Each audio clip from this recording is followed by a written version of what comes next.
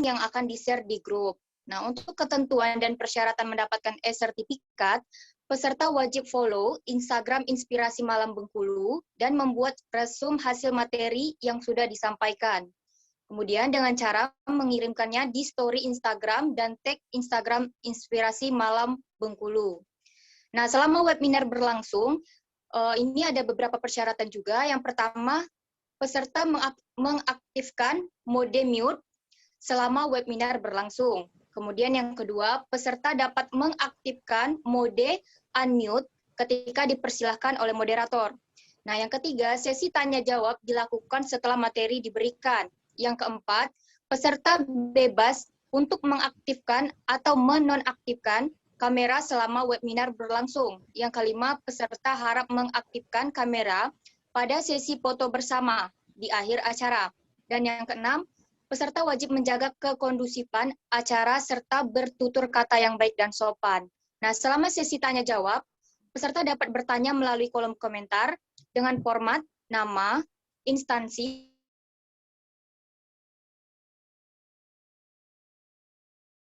atau melalui room chat setelah ditunjuk oleh moderator.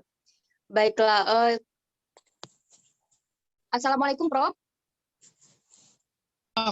Warahmatullahi wabarakatuh. Sehat ya, Prof ya? Alhamdulillah sehat. Semoga semuanya sehat semua. Amin. Ya, semoga semuanya sehat-sehat dan selalu dilindungi. Amin. Oh, baiklah teman-teman, ini langsung aja nih karena profesornya sudah datang juga ini Profesor Dr. Haji Rohimin MAG. Kepada Profesor kami persilahkan. Ya. Baik. Assalamualaikum warahmatullahi wabarakatuh. Waalaikumsalam warahmatullahi wabarakatuh. Alhamdulillah wa syukurillah wassalatu wassalamu ala rasulillah. Yang saya hormati moderator atau host acara kita pada pagi hari ini, acara pelatihan penulisan karya ilmiah. Alhamdulillah pada pagi hari ini kita dapat bertemu kembali dalam webinar kita, dan saya ucapkan selamat, salam kepada semua peserta yang sudah siap mengikuti pada pagi hari ini menjelang siang hari ini. Tentunya puji syukur kita sampaikan kepada Allah Subhanahu wa taala. Salawat dan salam kita sampaikan kepada Nabi kita Muhammad sallallahu alaihi wasallam.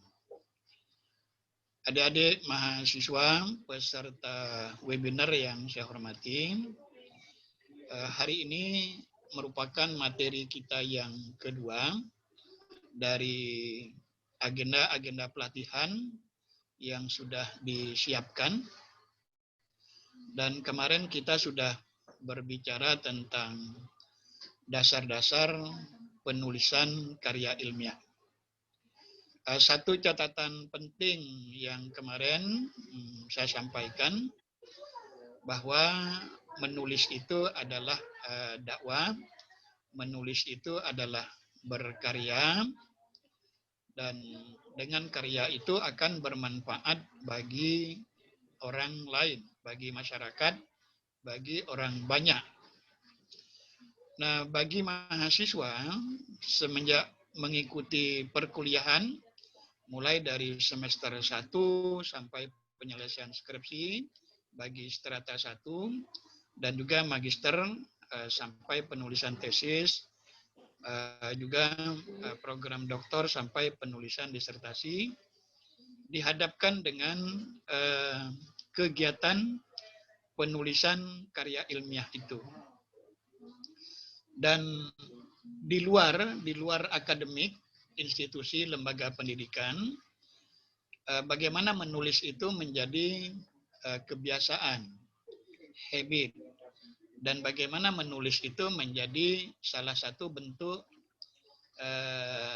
entrepreneurship, kewirausahaan kita. Karena dari kegiatan menulis itu bisa menjadi produktif, dan pada akhirnya dia menjadi sumber dari ekonomi. Seperti misalnya kita menulis di banyak media, jurnal, tabloid, dan juga melakukan penelitian. Jadi menulis itu sangat mulia sekali, bahwa kita menghargai apa yang telah diberikan oleh Allah kepada kita, yang diberikan Tuhan kepada kita untuk kita hormati. Dan saya meyakini bahwa setiap orang, setiap kita ini memiliki potensi untuk menulis itu. Tinggal bagaimana kita mengembangkannya itu menjadi lebih produktif. Oleh karena itu kita perlu mempersiapkan diri secara keilmuan, ilmu-ilmu yang berkaitan dengan penulisan karya ilmiah itu. Nah, materi kita pada pagi hari ini adalah etika menulis karya ilmiah. Jadi mengapa etika ini penting? Karena menulis itu adalah dakwah, dan sekaligus menulis itu adalah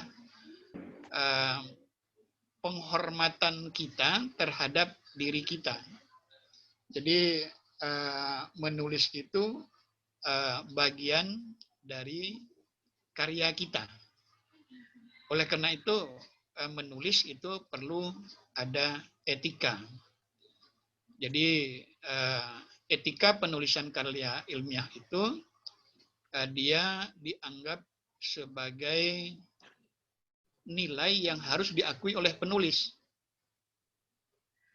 Jadi karena menulis itu mulia, terhormat, ya, dan akan dihargai orang, dan dia akan menjadi karya kita, maka perlu dilandasi, dibingkai oleh etika penulisan karya ilmiah itu sendiri.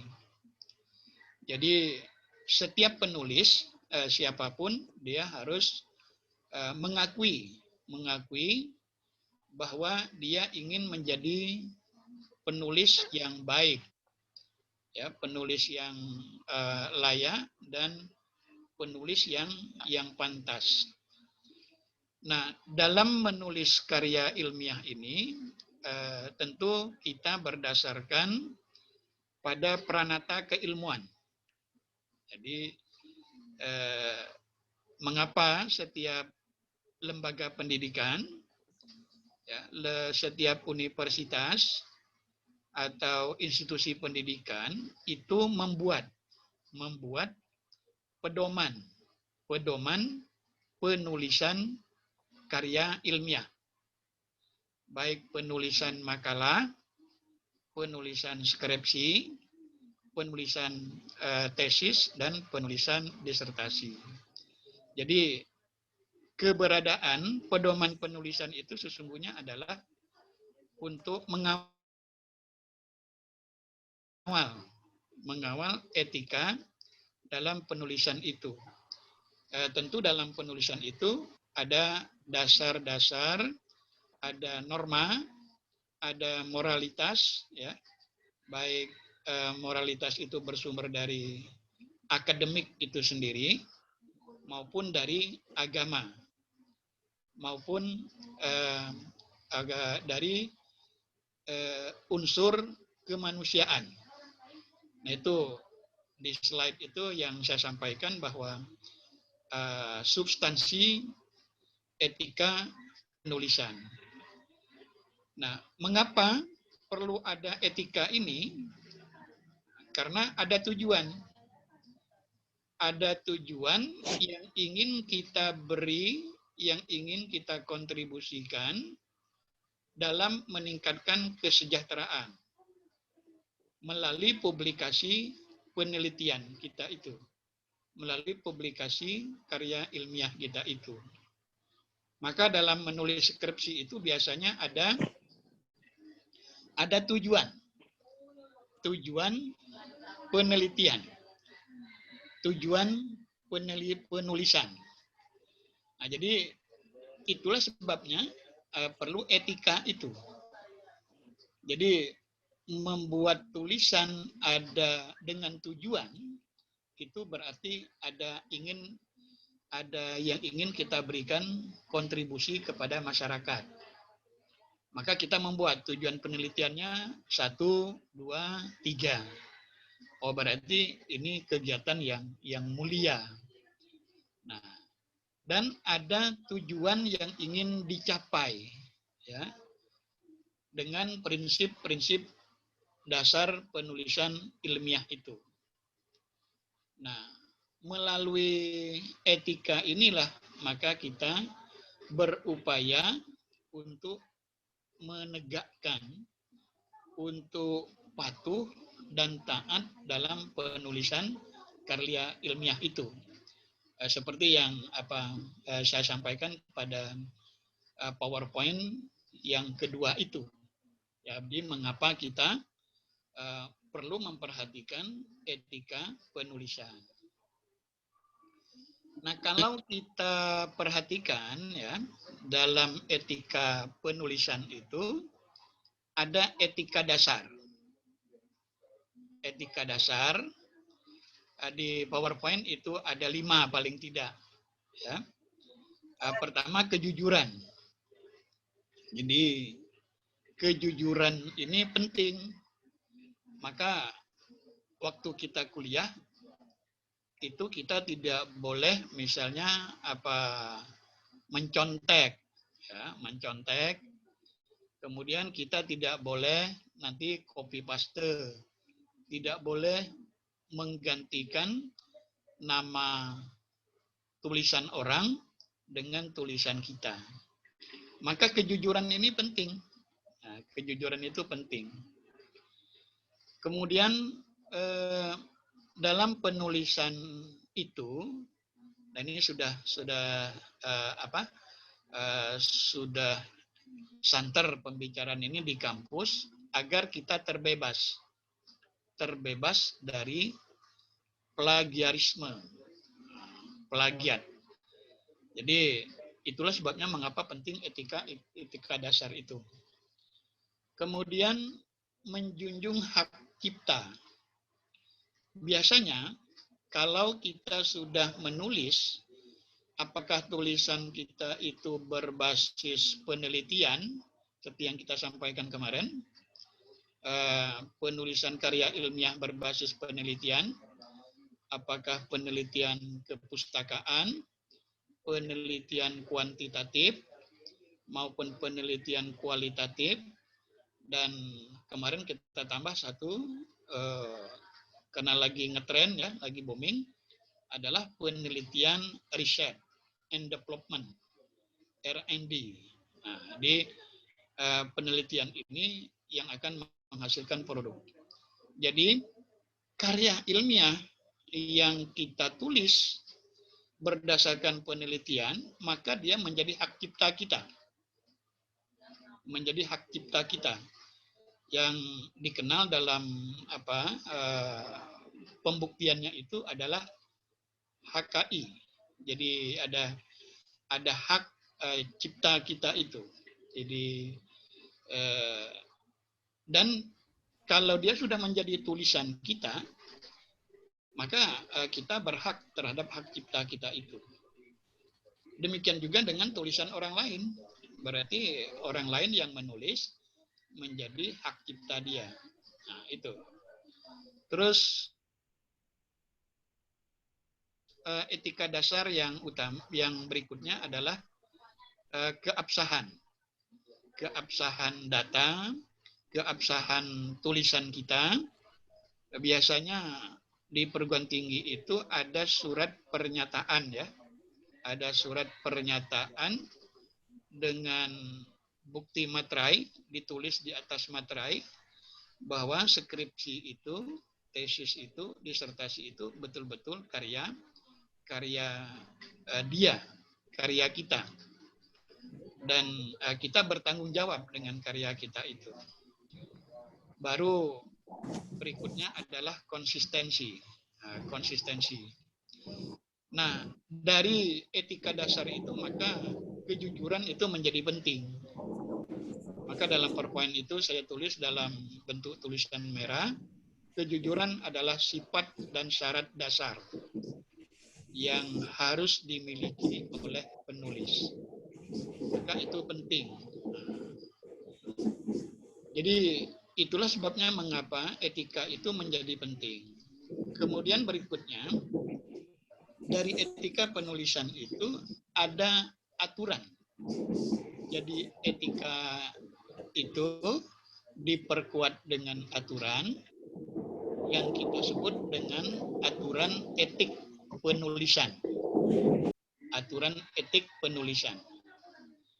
Jadi dalam kita menulis karya ilmiah, ada sejumlah aturan etik yang melekat pada diri kita, pada diri penulis, yang tidak bisa dipisahkan dari dirinya sendiri dan juga orang lain.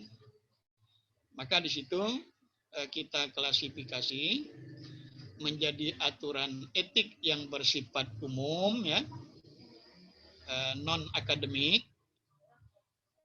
Ini kadang-kadang tidak tertulis di dalam buku pedoman penulisan karya ilmiah pada institusi, tetapi dia menjadi penting, Oleh karena itu, inilah yang disebut dengan aturan etik umum yang non akademis.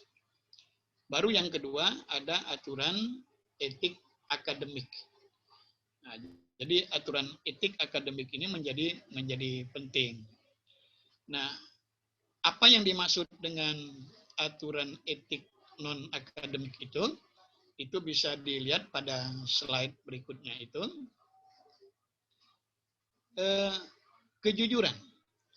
Karena kejujuran itu tidak bisa dipaksakan oleh orang lain, tetapi harus ada pada diri penulis.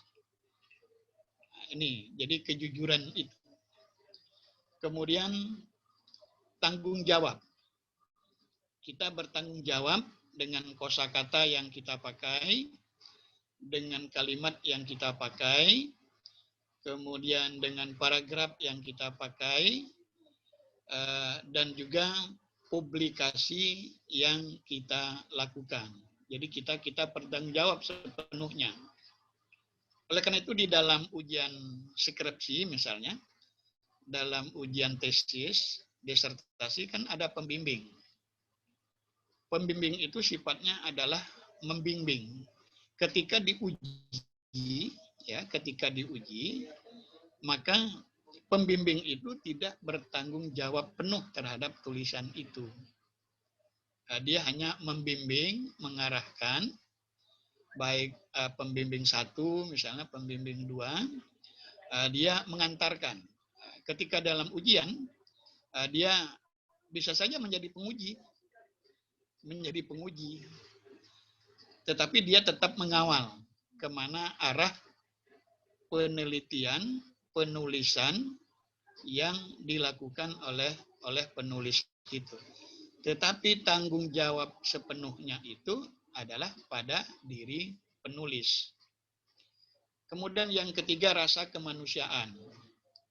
Sebab kalau kita melakukan plagiasi atau sitasi tidak sesuai dengan pedomannya, berarti ada nilai-nilai kemanusiaan orang lain yang kita rampas, yang kita zolimi. Maka aturan etik umum kemanusiaan itu menjadi penting. Berikutnya adalah konsistensi. Jadi seorang penulis dia konsistensi dengan apa yang telah dia tulis secara sistematik, secara prosedural. Maka dalam penulisan ilmiah itu dikenal istilah do what you write and write what you do. Nah, jadi kalau Anda sudah membuat tujuan penelitiannya seperti ini, maka lakukanlah penelitian itu seperti yang dirumuskan. Maka untuk sampai kepada pokok masalah itu ada identifikasi masalah, ada rumusan masalah, kemudian ada masalah penelitian. Maka ada konsistensinya, termasuk penggunaan aturan, misalnya dalam membuat footnote dari bab 1 sampai bab 5 misalnya, itu harus konsistensi, harus konsisten penggunaannya, termasuk kosakata yang dipakai. Nah ini mengapa etik umum konsistensi ini menjadi penting. Kemudian berikutnya adalah penghargaan atau penghormatan. Mulai dari kita menghormati diri kita sendiri, sampai kepada kita menghormati orang lain. Jadi sesungguhnya kita tidak melakukan plagiasi, kita melakukan sitasi yang benar, karena kita menghormati diri kita sendiri, dan kita menghargai diri kita sendiri, dan kita menghargai orang lain. Nah ini. Kemudian kemuliaan. Tadi saya katakan bahwa menulis itu mulia. Ya. Menulis itu terhormat. Menulis itu adalah dakwah. Maka ada kemuliaan di sana. Maka menulis itu juga harus dengan etika yang bersifat umum.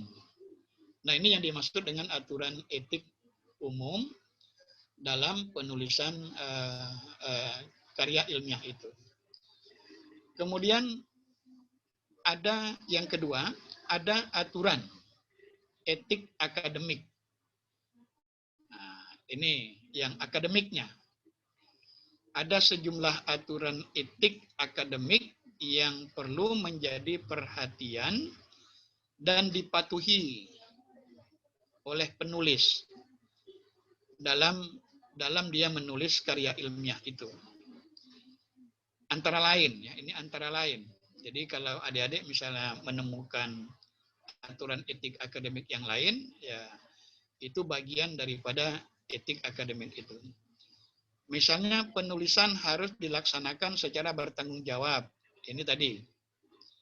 Maka kalau ada surat pernyataan keaslian karya sendiri harus dinyatakan secara tertulis, kemudian diperkuat dengan materai, maka berarti salah satu pernyataan kita bahwa kita bertanggung jawab dengan tulisan kita itu. Dan penulisan itu juga harus dilakukan secara cermat, ya, dan juga seksama. Berikutnya adalah karya tulis harus orisinil. Maka dalam poin penilaian, apakah itu makalah, apakah itu skripsi, tesis dan disertasi, adalah komponen orisinalitas. Betul-betul bahwa dia adalah karya kita sendiri, bukan jiplakan. Nah, jadi bukan jiplakan karya orang lain. Dan memang kita tidak bisa melepaskan diri kita dari penelitian orang lain. Oleh karena itu, biasanya dalam skripsi, tesis, dan disertasi itu ada komponen penelitian terdahulu. Nah, berarti kita tidak bisa melepaskan diri kita dengan hasil penelitian orang lain. Tetapi tidak boleh tadi melakukan jiplak hasil karya orang lain. Dan ketiga itu menjaga kebenaran.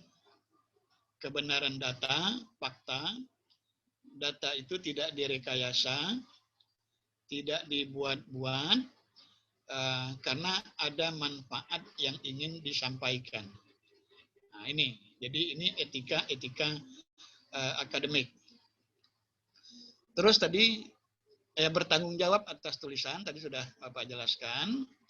Kemudian siap menerima saran dan kritik dari pembaca. Oleh karena itu, biasanya dalam kata pengantar kita membuat statement, pernyataan, bahwa karya tulis saya ini belum sepenuhnya dan belum maksimal, maka kita siap menerima kritik dan saran dari pembaca.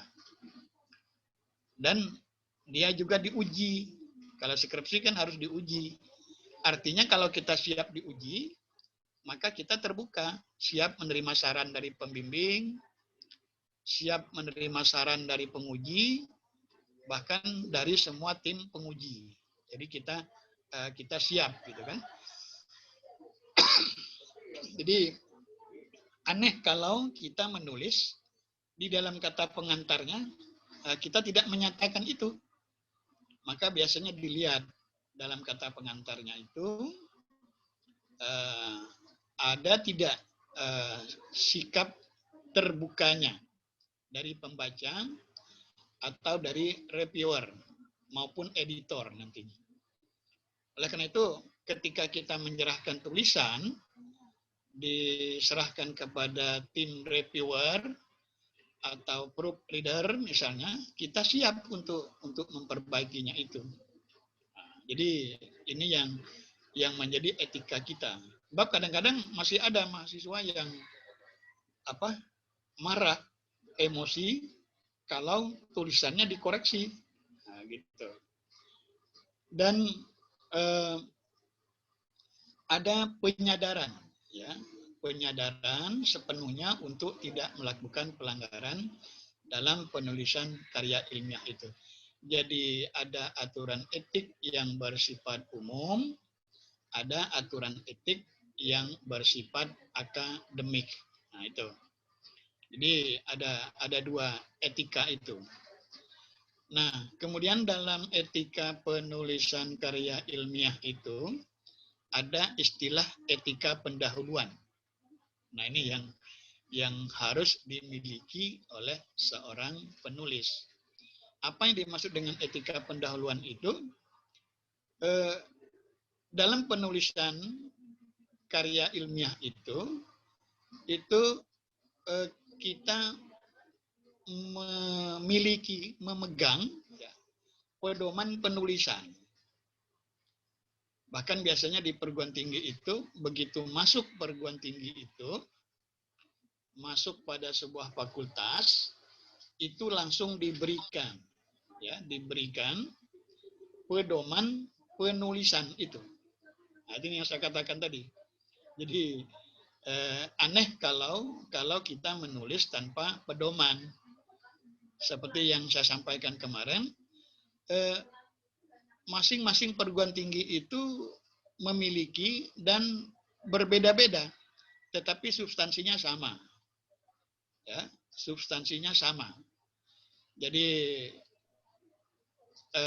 adanya nuansa yang berbeda itu karena bidang keilmuannya berbeda, tetapi substansinya sama.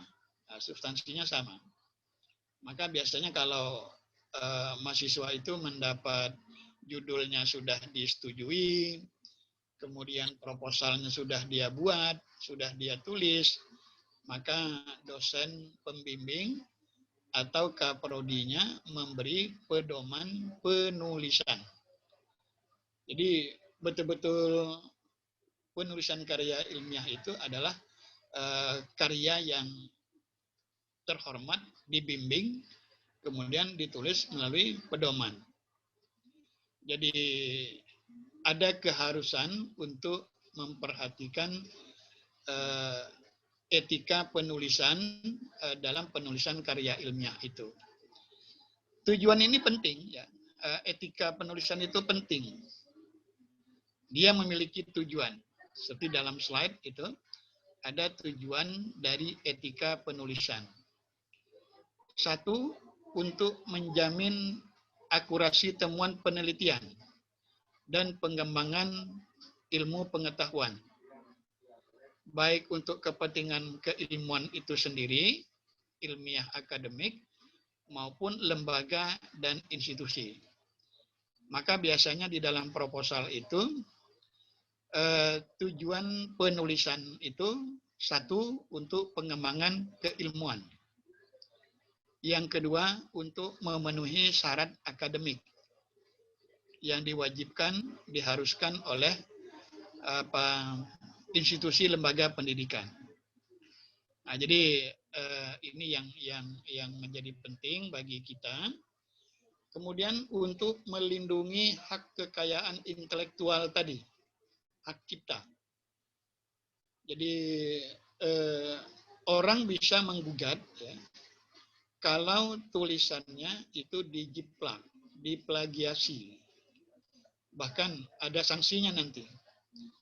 Bisa saja gelar akademiknya dicopot, dilepaskan, atau identitas dia dari penelitian itu bisa dicopot. Nah ini mengapa kita perlu melindungi hak kekayaan intelektual itu. Kemudian untuk melindungi objek penelitian dari pemalsuan. Nah, maka etika ini penting, menjadi penting. Dan menjaga reputasi ilmuwan.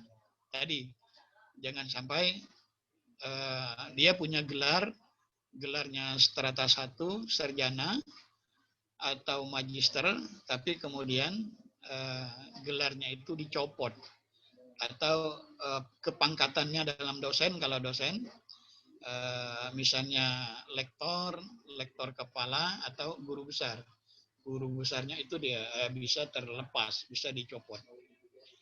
Nah, menegakkan etika moral dalam berperilaku, khususnya dalam dunia akademik, ini menjadi penting.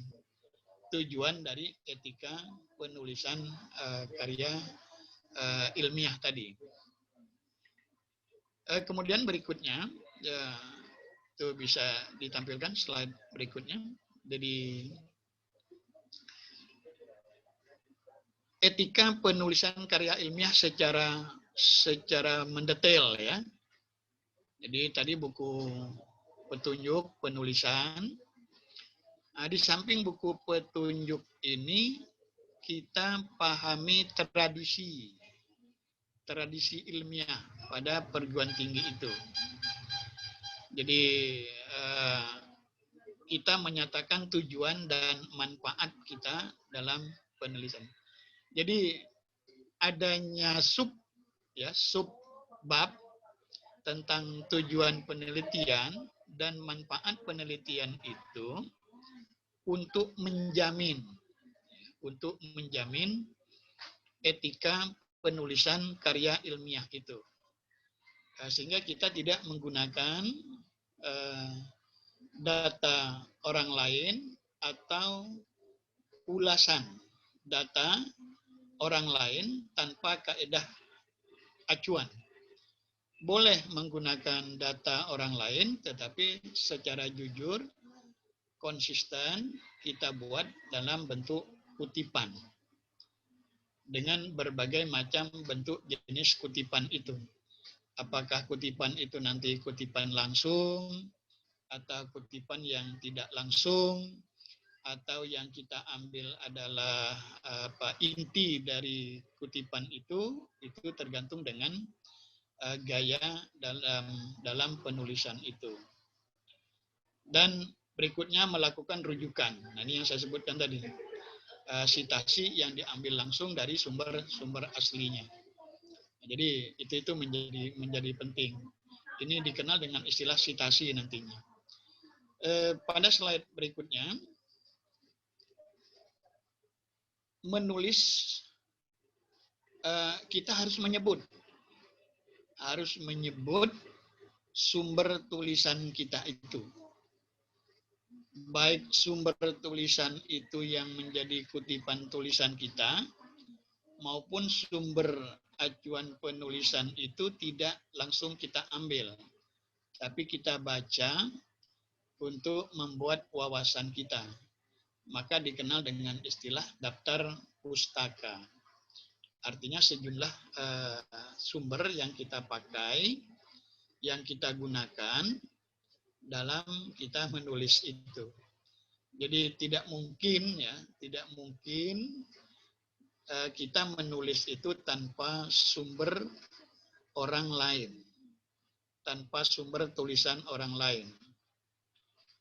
Nah, kemudian kita mengucapkan ucapan terima kasih. Nah, biasanya di kata pengantar bermacam-macam ucapan terima kasih itu. Tapi yang penting adalah kepada institusi dan semua pihak. Misalnya kita membuat ucapan terima kasih kepada ketua program studi, kepada Bapak Dekan, Rektor, kalau di pasca sarjana misalnya kepada direktur, atau kepada jajaran kepustakaan. Jadi kita lakukan ucapan terima kasih, karena itu penting. Ucapan terima kasih itu tidak asal cantum saja. Dan yang berikutnya adalah mengikuti tata tulis. Tata tulis yang ada di dalam pedoman penulisan itu. Dan menggunakan kaedah bahasa yang baik. Seperti kemarin misalnya mulai dari kosakatanya, tanda bacanya, ejaannya, kemudian paragrafnya, maka itu menjadi penting. Nah, mengapa demikian? Etika ini menjadi penting. Kita sering mendengar istilah plagiasi atau plagiator orangnya. Nah, jadi sekarang ini menjadi acuan ya. Ada cek plagiasi. Baik cek plagiasi itu melalui Google misalnya, ya, atau melalui jasa Google, atau melalui lembaga yang sudah memiliki alat untuk mengecek plagiasi itu. Dan ada batas-batas toleransinya.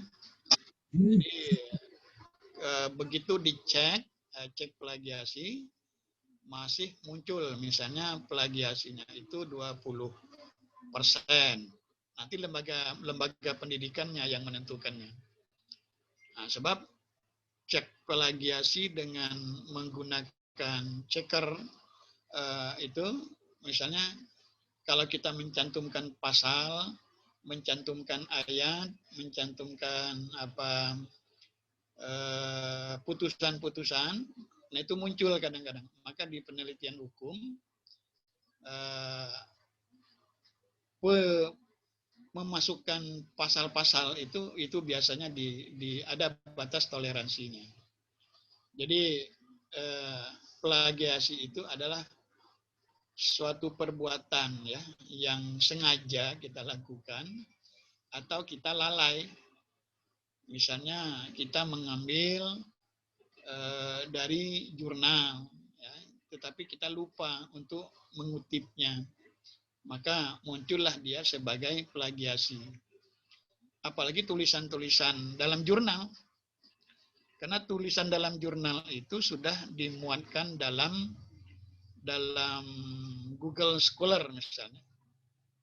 Jadi begitu kita cek, maka dia terdeteksi plagiasinya. Nah, jadi itulah sebabnya mengapa etika penulisan itu penting agar kita tidak terjebak dalam kegiatan plagiasi itu dan kita tidak menjadi plagiator dengan konsep copy paste-nya. Jadi klik kontrol C, kemudian Ctrl F, sehingga kita lupa untuk membuat kutipannya. Atau kutipannya terlalu banyak misalnya. Sudah melewati batas-batas aturan yang sudah ditentukan dalam pedoman penulisan itu. Baik, ini tentang plagiasi. Bagaimana kita mencegahnya ini? Jadi mulai dari diri kita sendiri ada upaya untuk melakukan penjagaan plagiat itu. Dan ini merupakan tindakan yang preventif, ya, preventif. Jadi biasanya sebelum skripsi atau tesis, disertasi yang diuji, maka harus dicek plagiasinya.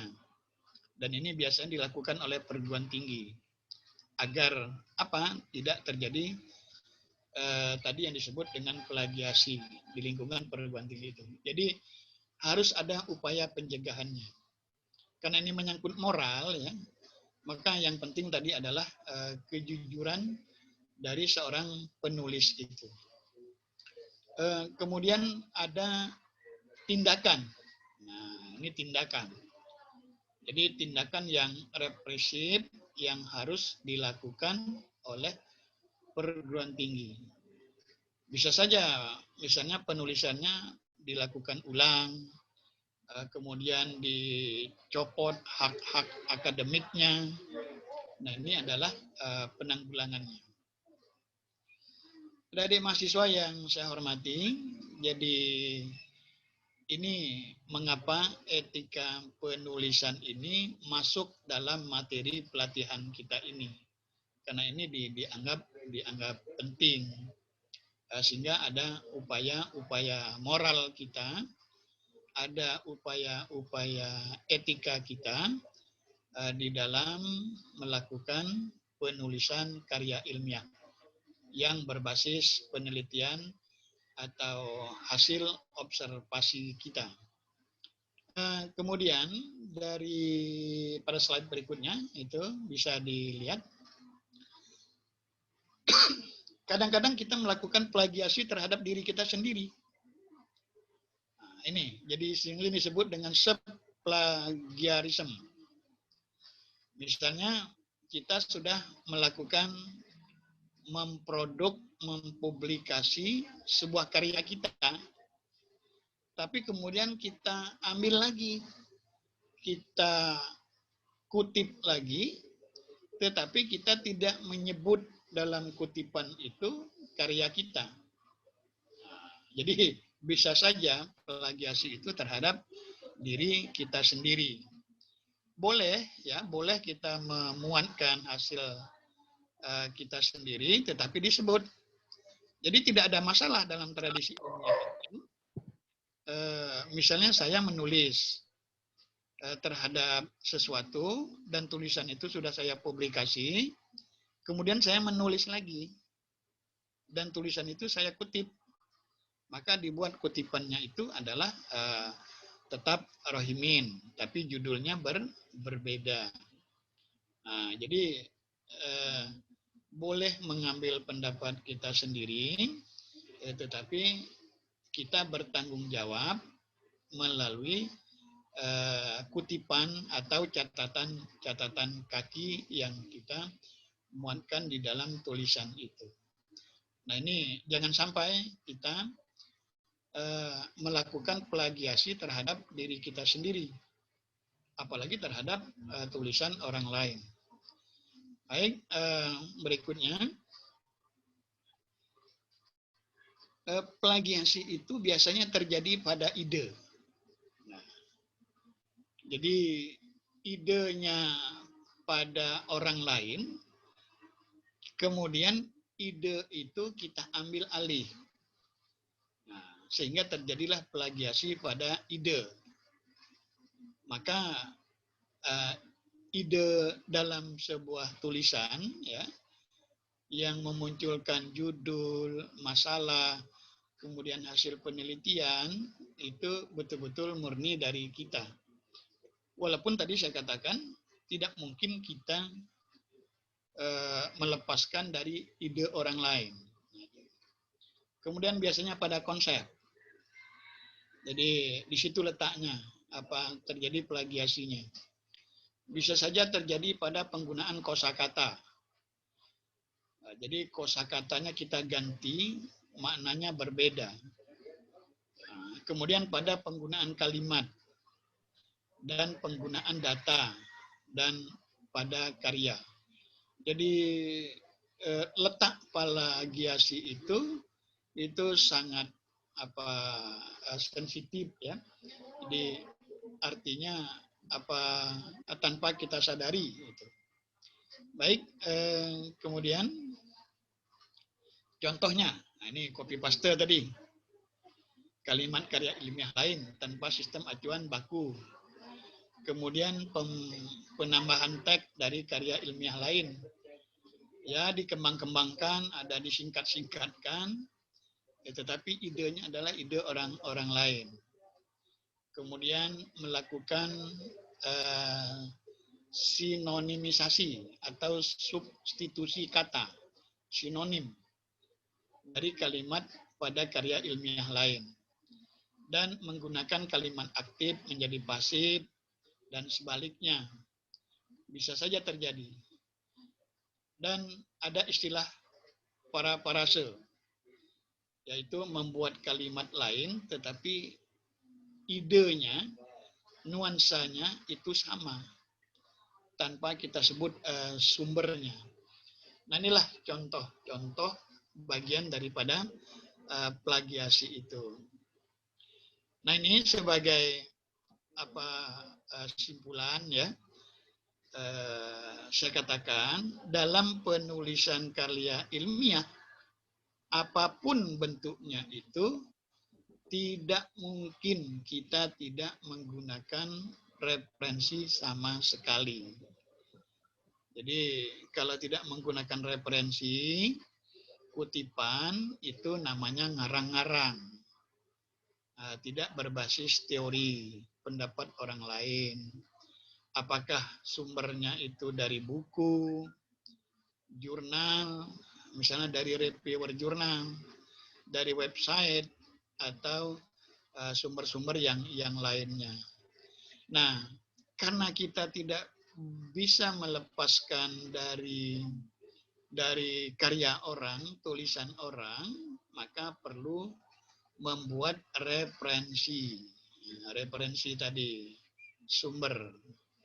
Jadi referensi itulah yang nantinya yang menjadi pegangan kita melakukan penulisan.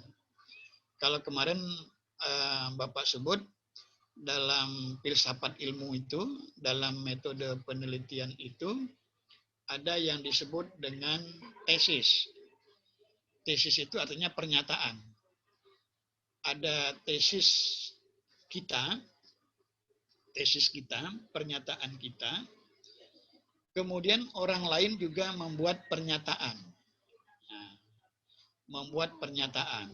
Maka berarti pernyataan yang dibuat oleh orang itu antitesis sebagai lawan dari tesis yang kita buat itu. Jadi antara satu teori setelah dibuktikan dengan teori lain, maka dia terjadi perbedaan. Maka kemarin timbulnya masalah itu adalah karena antara Dasein dan Dassollen-nya itu terjadi kesenjangan, terjadi perbedaan.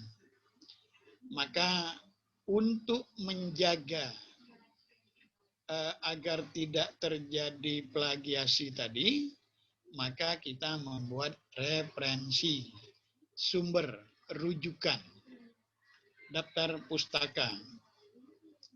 Nah ini, karena argumentasi kita itu bisa terbangun, itu karena kita membaca tulisan-tulisan orang lain. Ya, baik. Itu jadi kesimpulannya itu. Kemudian ada istilah sitasi sebagai kutipan. Sekali lagi saya ingin sampaikan ya, model cara bentuk jenis kutipan, gaya, itu bisa saja berbeda-beda. Bisa saja kutipan itu langsung dimuatkan di dalam body tulisan, bisa saja kutipan itu di luar body tulisan, yang sering kita sebut dengan footnote, catatan kaki. Nah, tetapi ada yang langsung, maka sitasi itu menjadi penting. Dia sebagai kutipan. Sekarang misalnya untuk membantu kerja kita, ada istilahnya sitasi melalui Mendeley misalnya, dan ada yang lain. Nah, itu tergantung yang kita pakai. Itu kegunaannya adalah untuk memudah kita bekerja, sehingga kita sudah mendapat data awal. Baik, saya kira itu ya. Jadi sebagai kesimpulannya, karena menulis itu adalah mulia, terhormat, dan dia upaya kita untuk meningkatkan kesejahteraan masyarakat, maka perlu dibingkai dalam etika penulisan karya ilmiah. Karena tidak mungkin kita menulis itu tanpa sumber pemikiran, teori dari orang lain. Maka disitulah letak pentingnya etika penulisan itu. Jadi kerja menulis itu adalah kerja terhormat, mulia, maka harus dibingkai dengan etika penulisan. Baik etika di dalam etika yang bersifat umum ya, maupun etika akademik ilmiah, etika keilmuan yang sudah dirumuskan di dalam pedoman penulisan karya ilmiah. Saya kira itu nanti kita kembangkan ya dalam sharing kita, tukar pikiran kita atau tanya jawab kita, sehingga kita mendapat gambaran tentang etika penulisan itu. Terima kasih. Assalamualaikum warahmatullahi wabarakatuh. Saya kira itu moderator, pengantar dari saya untuk kita sharing. Terima kasih. Waalaikumsalam warahmatullahi wabarakatuh. Baiklah Prof, materinya sangat luar biasa ya. Bahwasan benar kata Profesor, kalau misalnya kita ingin menulis, kita juga harus mematuhi atau mengerti mengenai etika penulisan itu sendiri. Nah, baiklah Prof, ini ada pertanyaan juga nih dari Raihan Bari, dari ITL Trisakti. Nah, biar lebih leluasa, langsung aja nih kepada Kak Raihan Bari dari ITL Trisakti, bisa nih langsung nanya sama profesornya. Kepada Kak Raihan, dipersilahkan menghidupkan suaranya. Terima kasih atas kesempatannya. Assalamualaikum warahmatullahi wabarakatuh. Waalaikumsalam. Waalaikumsalam warahmatullahi wabarakatuh. Jadi gini Pak, saya mau tanya nih. Ini mengenai etika penulisan. Mengapa ya sebagian penulis itu malas membubuhkan dan mengabaikan, dan maksudnya bahkan mengabaikan laman sumber aslinya sebagai rujukan atau referensi, sebalik cuma atau hanya memanfaatkan mesin peramban seperti Google dan sebagainya. Contohnya sudah saya ditampilkan di layar depan Bapak. Iya. Terima kasih. Ya, gimana moderator, dijawab langsung atau kita kumpul dulu? Langsung aja kayaknya Prof. Oh gitu ya, ya. Baik. Terima kasih Raihan. Jadi memang dalam menulis itu butuh kesabaran. Butuh kesabaran, ya, keikhlasan. Nah, kadang-kadang kita ingin cepat, instan. Kita tidak mengikuti regulasi dan tahapan-tahapan itu.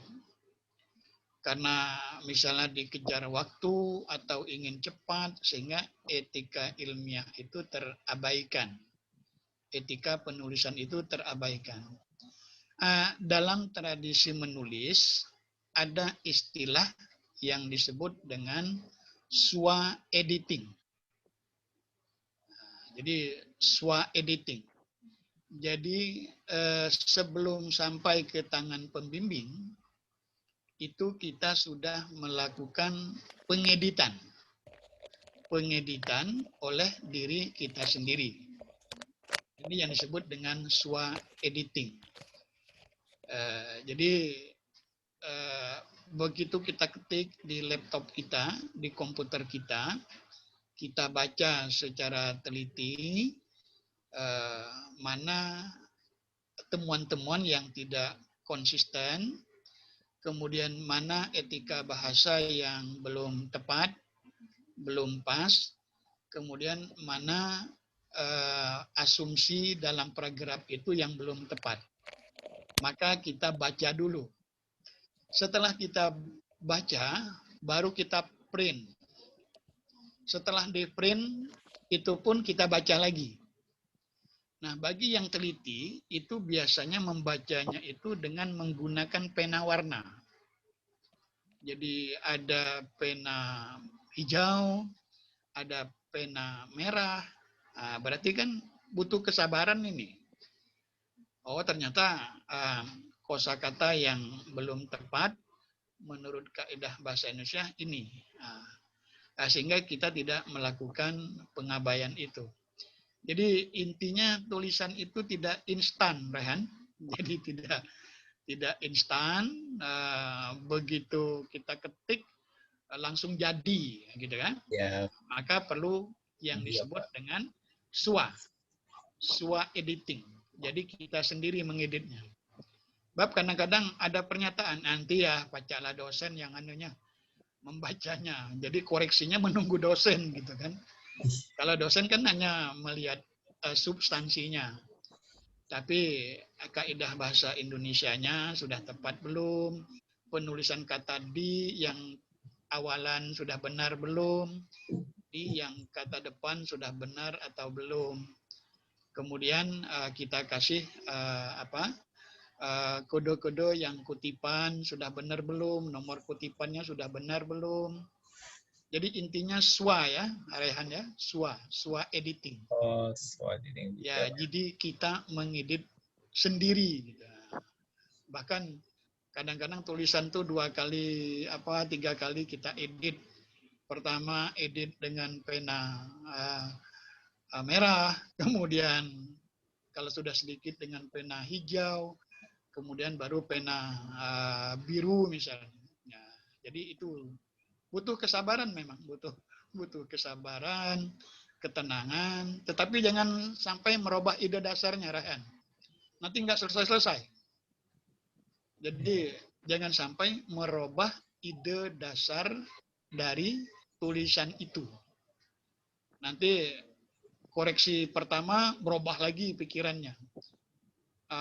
Edit yang kedua berubah lagi, nggak selesai nanti skripsinya. Jadi yang penting adalah ide dasarnya. Jadi ini butuh kesabaran dan ketenangan. Saya kira itu ya Rehannya. Jadi tidak instan, dia butuh proses, butuh kesabaran. Saya kira itu moderator masukan dari saya. Itu contohnya itu yang di atas ini ada ini kalau ada penulisan ada gambarnya nih, contohnya ada gambar ABC ini gambar 1 form ABC, biasanya sumbernya Google Image, tapi makanya harusnya di bawahnya kan ini di bawahnya ada tulisan sumbernya laman sumber asli oleh mana pemfoto begitu Pak. Ya, jadi nanti setelah kita lihat, kita rujuk kepada pedoman penulisannya. Iya. Ya, pedoman penulisannya, sehingga nanti kita mudah mempertahankannya. Jadi di pedoman penulisan membuat footnote-nya seperti ini, maka lakukan untuk membuat catatan kaki kutipan itu berdasarkan pedoman akademik yang dipakai oleh lembaga itu. Iya. Rehan di mana kuliah? Di Trisakti ya? Iya, di ITL, di Institut Transportasi dan Logistik. Jangan menggunakan buku pedoman perguruan tinggi yang lain. Instagram jadi ketinggalan update. Oh iya, masing-masing ya, Pak. Yang punya kita. Bagus. Pedoman-pedoman penulisan itu berbeda-beda. Maksud saya berbeda-beda itu gaya, style tulisannya itu. Tapi secara umum prinsipnya adalah sesuai dengan etika akademik, pedoman akademik. Di universitas ini gayanya seperti ini. Di universitas lain gayanya juga berbeda. Itu ya, Rehan ya. Oke. Iya, Pak, pentingnya tuh, Pak. Oke, baik. Apa dari Kak Rehan ini sudah jelas ya dari penjelasan Profesor? Ya, sudah cukup jelas, Pak. Sudah cukup jelas, Kak. Oke, baiklah. Terima kasih untuk Kak Rehan. Nah, ini ada pertanyaan lagi nih, Prof. Muncul dari Kak Rehan lagi. Ini pertanyaannya sudah terjawab juga atau mau ditanyakan lagi, Kak Rehan? Halo, Kak Rehan? Tanya lagi dari saya. Apa Kak Rehan masih tersambung, Kak Rehan? Ini masih mau ditanyakan lagi atau sudah terjawab dari jawaban Profesor tadi? Oke, kayaknya ini Kak Rehannya ada masalah sinyal. Baiklah, Prof. Ini saya langsung yang akan memberikan pertanyaannya, Prof. Dari yang Kak Rehan tadi membacakan pertanyaannya. Ini pertanyaannya. Nah, dari Kak Rehan Bari katanya, bagaimana menurut Bapak jika ada penulisan yang mengambil rujukan atau referensi dari publikasi dan penelitian diri sendiri, terutama dalam hal data seperti gambar dan statistika? Oh iya. Ya, Prof. Ya tadi tadi saya sampaikan dalam penyampaian materi, ada hal kondisi yang terjadi seplagiasem. Jadi melakukan plagiasi terhadap dirinya sendiri. Ya, maka etika penulisannya tetap dikutip. Jadi tidak ada masalah kita mengutip nama kita sendiri dalam tulisan yang sedang kita tulis. Itu misalnya Raihan sudah pernah menulis tentang faktor-faktor yang menyebabkan banjir di Jakarta. Kemudian berikutnya Raihan menulis tentang dampak banjir di Jakarta terhadap ekonomi masyarakat.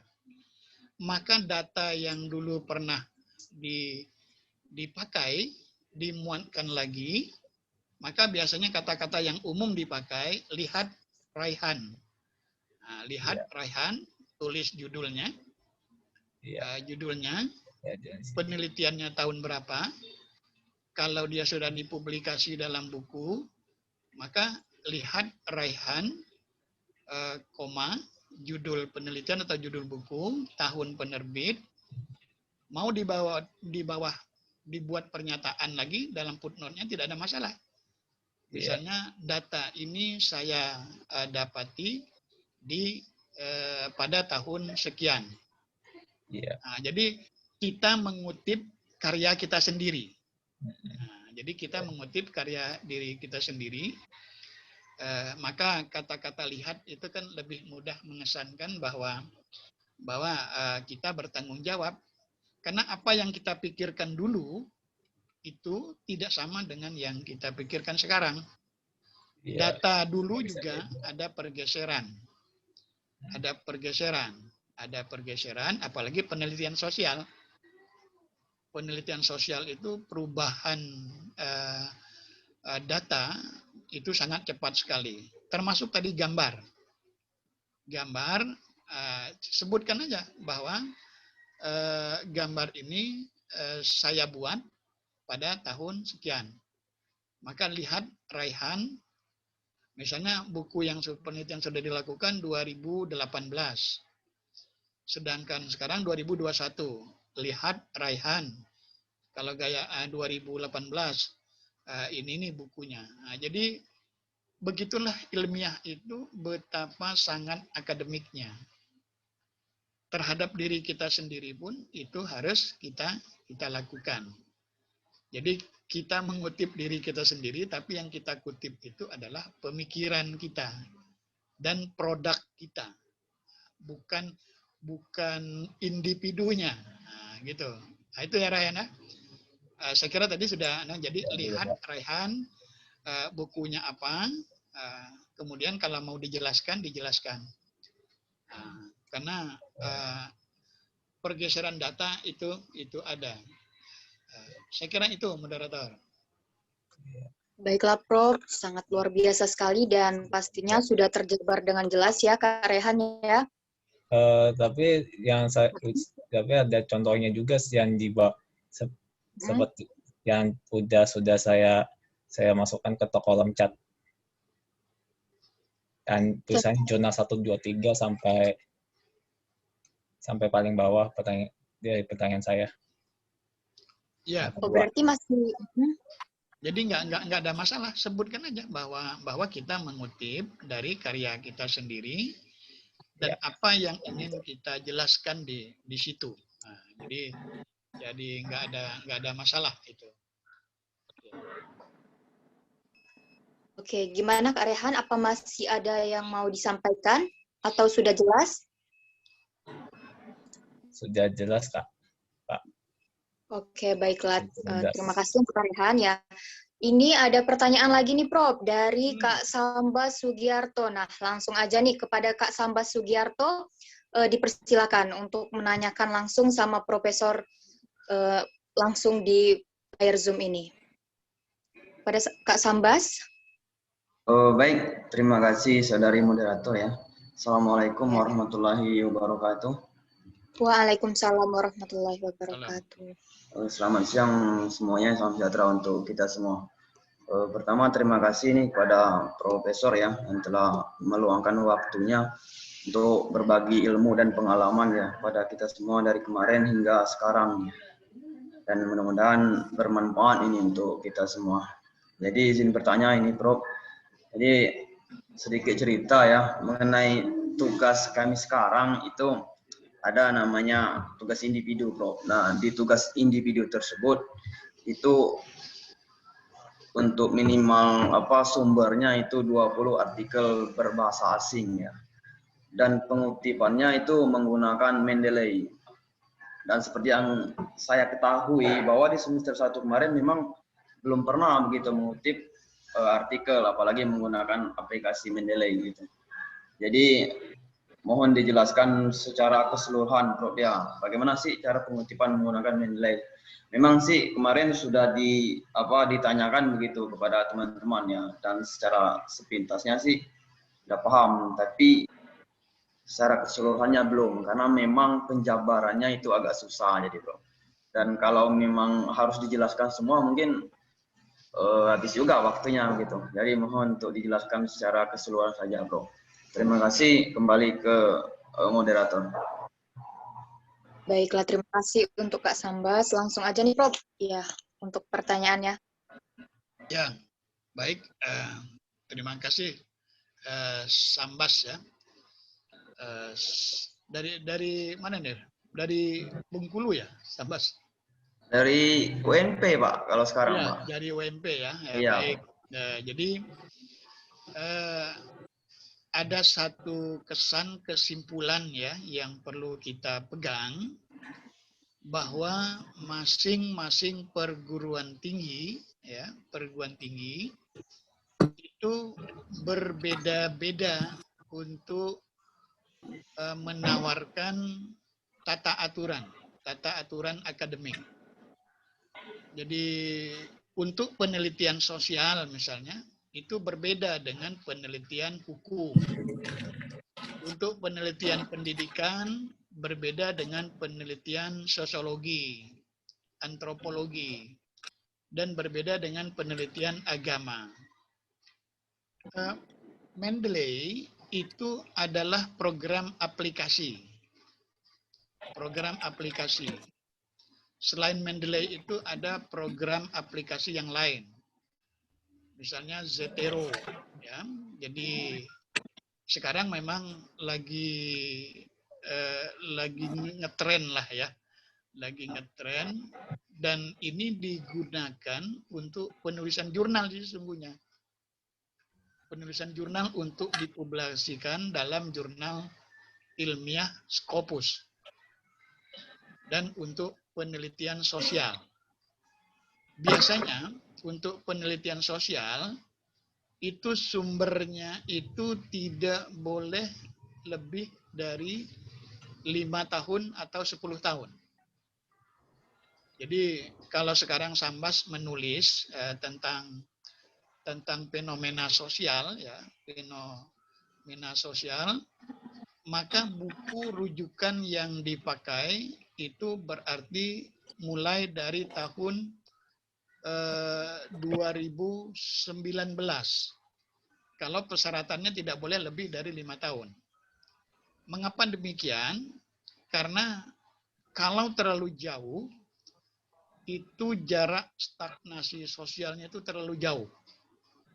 Terlalu jauh. Nah, maka tadi disyaratkan tidak boleh lebih dari 5 tahun. Termasuk jumlah. Jadi masing-masing jurnal itu juga berbeda. Jadi kalau Sambas akan menulis dalam sebuah jurnal Scopus, standar internasional Scopus, maka jumlah referensinya itu disyaratkan. Dan umumnya dari jurnal, tidak dari buku.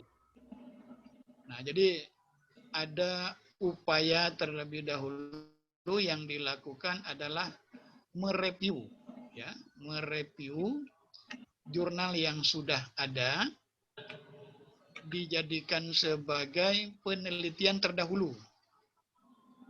Nah, dalam penelitian terdahulu itu kita juga ingin meneliti dalam hal yang sama, tetapi ada sisi perbedaannya.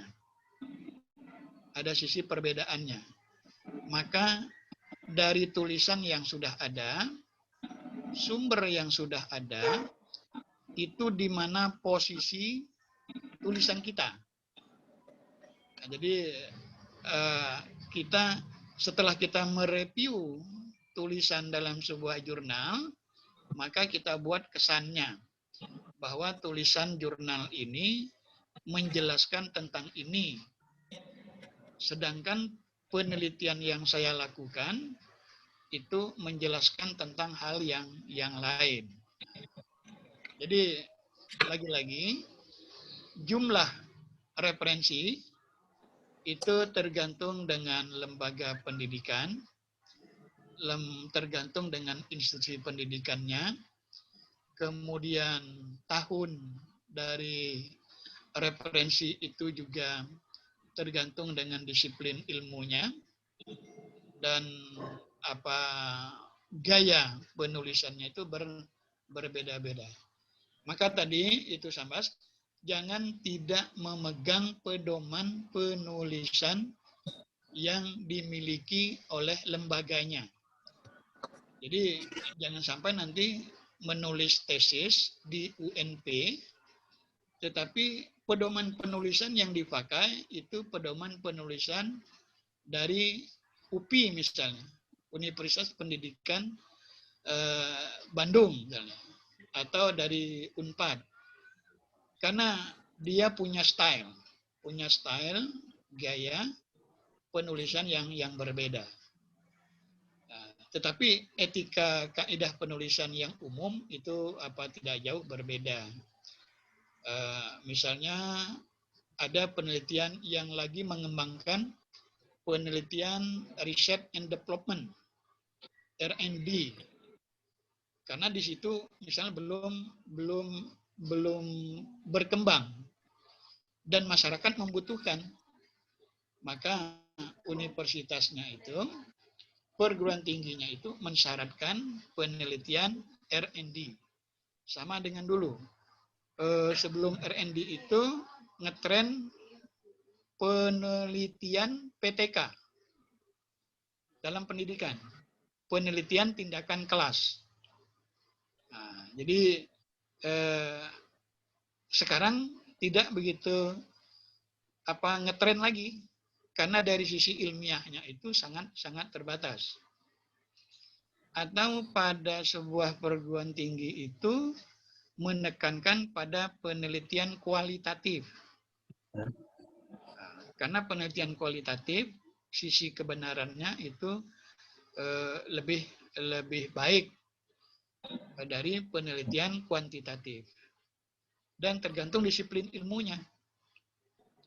Nah, jadi itu ya sama-sama masalah jumlahnya, jumlah referensi dosen juga berbeda-beda. Kadang walaupun dalam satu perguruan tinggi, kalau si A dia minta sekian jumlahnya, dosen yang satu juga berbeda, tetapi kan buku pedoman dosennya. Nah, saya kira itu Sambas ya. Nanti kalau ada masukan dari teman lain juga silahkan. Jadi Mendeley itu adalah program aplikasi. Dia memudahkan cara kerja dalam mencari sumber tulisan. Terima kasih, moderator. Baiklah, terima kasih, Prof. Sebenarnya ini masih ada satu pertanyaan lagi nih, Prof. Cuman dikarenakan jadi untuk pertanyaan selanjutnya, ini bisa kita tanyakan.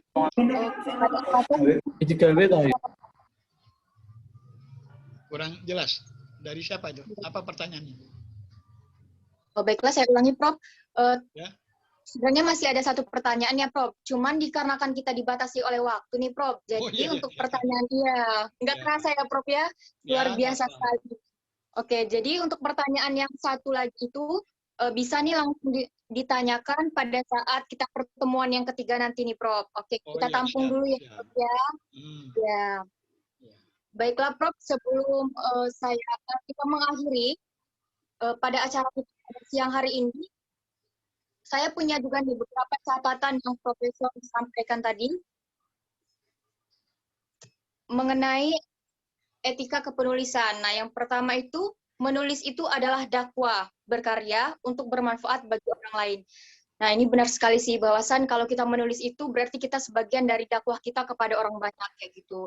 Kemudian pada kepenulisan ini ada nilai norma dan moralitas juga. Nah, pada kepenulisan kita tidak lupa pada etika dasar. Nah, untuk etika dasar itu ada kejujuran, bebas dari plagiat, menjunjung hak cipta, dan keabsahan serta konsisten. Apakah suara saya kedengaran ini, Kak Astri? Enggak. Ya, baik, saya lanjutkan. Kemudian untuk aturan etika kepenulisan itu ada yang pertama aturan etika umum, dan yang kedua ada aturan etika akademik, dan juga ada yang mengenai plagiasi dan plagiator. Nah, beda ya ternyata kalau misalnya plagiasi dan plagiator. Kalau plagiasi itu ialah perbuatan sengaja atau tidak sengaja dalam memperoleh kredit atau nilai dalam memperoleh suatu karya ilmiah. Nah, kalau plagiator itu adalah perseorang atau kelompok orang dari pelaku plagiasi tadi. Oke, untuk posisi dan letak plagiasi ada 6 ya. Ada ide, konsisten, penggunaan kata-kata, kalimat, data, dan sebagainya. Oke, mungkin langsung itu saja yang bisa saya sampaikan. Dan sebelum kita menutup acara kita pagi hari ini juga, ada baiknya kita melakukan sesi dokumentasi dulu nih Kak Astri. Kepada Kak Astri, boleh nih untuk sesi dokumentasinya. Untuk sesi dokumentasi. Dan diharapkan juga nih kepada teman-teman untuk on kamera ya. Ya. Untuk sesi dokumentasi akan dilakukan oleh Kak Dara. Yuk, Kak Dara. Kepada Kak Dara, ya. Kak Dara, tolong dong Kak Dara. Hadir. Oke, teman-teman bisa diaktifin dulu kameranya ya. Oke. 1, 2. Oke, 1, 2, 3. Oke, makasih. Ya, sudah ya, alhamdulillah. Baiklah teman-teman, untuk menutup acara kita pada siang hari ini, marilah sama-sama kita mengucapkan Mas Hamdalah. Alhamdulillah. Alhamdulillah. Alhamdulillah alamin. Salam untuk semua ya. Sekali lagi terima kasih banyak nih Prof atas pengetahuan, ilmu, dan materi hari ini Prof. Sangat-sangat luar biasa ini Prof. Ya, sama-sama. Ya. Ya. Baiklah, langsung saja ya, saya akhiri. Wassalamualaikum warahmatullahi wabarakatuh. Waalaikumsalam warahmatullahi wabarakatuh. Tetap semangat ya teman-teman untuk pelatihan ketiga. Terima kasih kakak. Terima kasih, Terima kasih Prof. Prof. Terima kasih Terima kasih, Prof. Kak. Sama-sama. Ya. Semoga bermanfaat. Terima kasih semuanya. Amin, amin. Terima kasih Inspirasi Malam Bengkulu. Terima kasih peserta yang sudah mengikuti acara pelatihan dari 1 Izin dan live ya, Kak. ya Bu. Selamat beraktivitas kakak.